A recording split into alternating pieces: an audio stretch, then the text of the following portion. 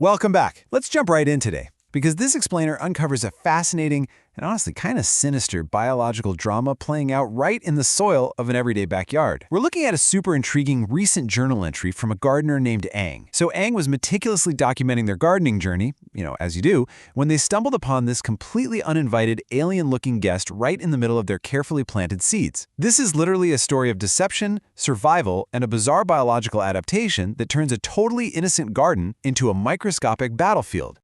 Ang's quote here perfectly captures that highly relatable moment of sheer confusion that, let's face it, every gardener eventually runs into. At first, I thought this was a plant species from the seeds I bought, but after some research, it appears to be a species of dodder. You plant your seeds, you water the soil, and you wait. But then, something totally unexpected sprouts up. Ang initially figured this mysterious arrival was just a late bloomer from a scattered seed packet, but upon closer inspection and a little bit of research, the real truth came out. This was absolutely no ordinary flower or weed. This was a species known as dodder. So, let's get into Section 1, the Garden Mystery, Unmasking the Intruder. Which brings us to Section 2, Meet the Golden Strangler, Profiling the Suspect. What's really wild here is the sheer visual contrast this plant presents against your typical, everyday garden backdrop. Scientifically classified as Cuscuta, the dodder is, well, striking.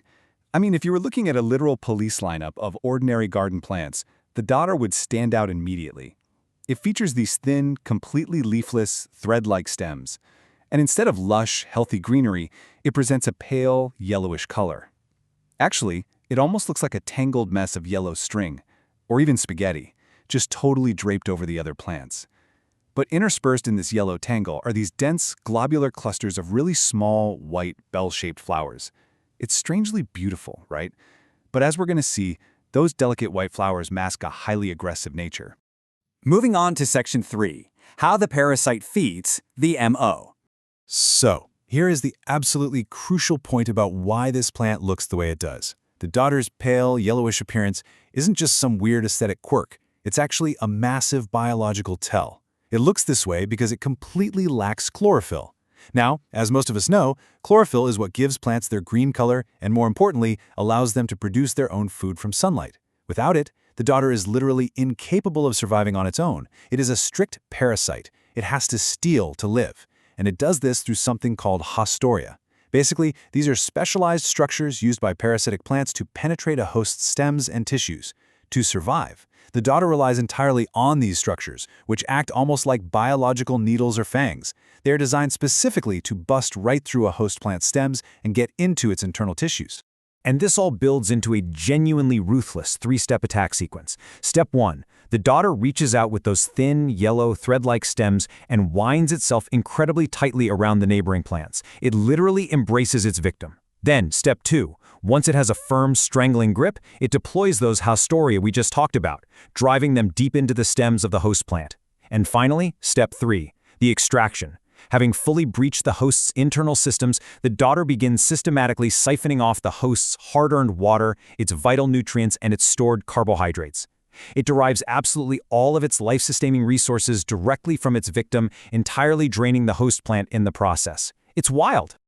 All right, let's look at Section 4, the hitchhiker's arrival, breaching the perimeter.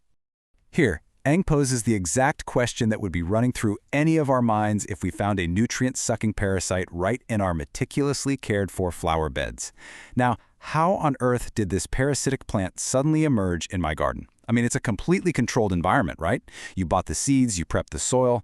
So how in the world does a highly specialized golden strangler manage to infiltrate this incredibly secure location? Well, the answer, as Ang brilliantly deduced, is both simple and honestly a little bit unsettling. It hitchhiked from a nursery. It is highly likely that this parasitic dodder acted like a biological stowaway. It sneaked in by basically catching a ride on other plants that Ang had previously purchased from commercial nurseries or garden centers. It's a totally brilliant, opportunistic survival strategy when you think about it. The parasite just attaches itself to a healthy, desirable plant at a commercial center, waits patiently to be purchased, and is then hand-delivered by the unsuspecting gardener directly into a fresh, nutrient-rich environment full of new potential victims. It's pretty much the ultimate Trojan horse of a botanical world. That brings us to Section 5, the gardener's verdict, sparing the specimen. So, Faced with a hostile, invasive weed that is actively draining the life right out of your garden, the logical next step seems incredibly obvious. Action 1. You rip it out. You remove the parasitic weed immediately before it can spread and kill off your other plants. And Ang totally admits, yeah, removal is absolutely the right call here. But, and this is the cool part, the gardener's instinct to protect the garden is suddenly overpowered by the scientist's instinct to learn. Ang makes the fascinating decision to deliberately go with action 2, keeping one single specimen of this golden strangler alive. They choose to spare it specifically for the purpose of observation and experimentation.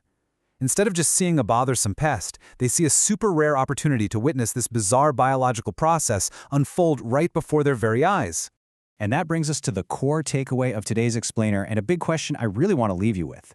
When faced with the unexpected, the invasive, and just the downright strange, how do we react? If you walked outside tomorrow and discovered this pale, leafless, golden strangler tightly wound around your absolute favorite plants, silently stealing their water and carbohydrates, what would you do? Would you destroy it entirely to protect your garden, or would your own scientific curiosity win out? It's a fascinating dilemma for sure, and it totally proves that even a quiet backyard is just absolutely full of incredible hidden dramas. Thanks so much for joining me on this explainer, and hey, keep your eyes peeled next time you're out in the garden.